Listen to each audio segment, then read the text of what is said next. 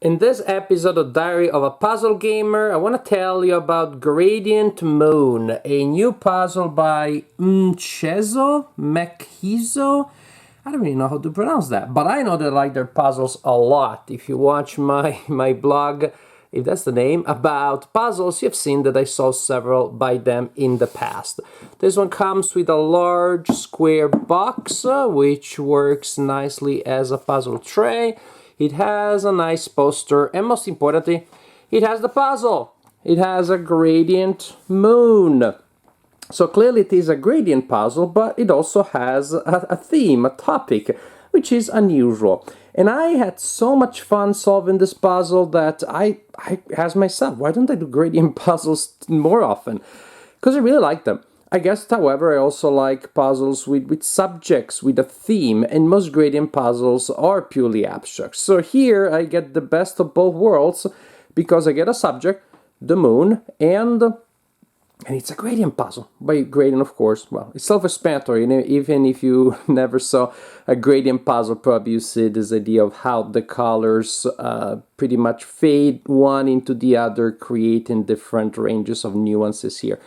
It's a great puzzle. Of course, the shape is unusual, which is also fun.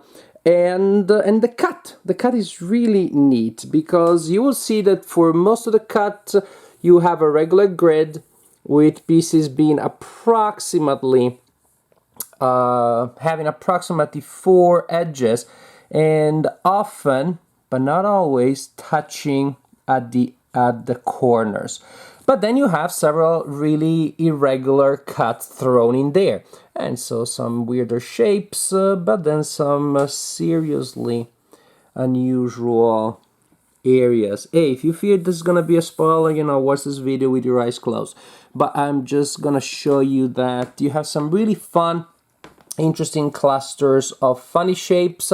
I'm not going to show you that one actually, with some interesting, shall I call them, traps. I mean, it's not just unusual shapes, and you can see that there are cases where shape looks kind of normal, but there are tricky things about where it goes and what it connects to. Also pretty fun and interesting when it comes to the edge. Some of us like to start from the edges, and with this puzzle it doesn't work so well, because the pieces from the edge, as you can see from there, do not necessarily connect with one another directly like they would in a rectangular puzzle. You see that? How these two pieces, this one by itself probably does not look like an edge piece, but it is. Couple of other interesting things here. And so really it's one of those rare puzzles that I did not start from the edge, having realized that there were gonna be some tricky elements to it, and so I started from the yellow area, and then I simply proceeded from color to color. I believe keeping this area here for last. A lot of fun. The quality is pretty good. The pieces are nice and thick. They connect, not super thick, not like maybe pomegranate, a little thinner than that, but definitely thick enough. They connect well together. As you can see, it's a pretty good fit, pretty good grip that the pieces have on one another. Just the right amount of gloss to make it, fancy, but not to the point where sometimes the reflection of the light becomes annoying, which happens with some puzzles. So I'm very happy, I'm very pleased. This puzzle was a lot of fun to solve. Very happy, very pleased with Gradient Moon by Mekhizo. I'll pronounce it that way this time, and maybe one day somebody will tell me what the right pronunciation is.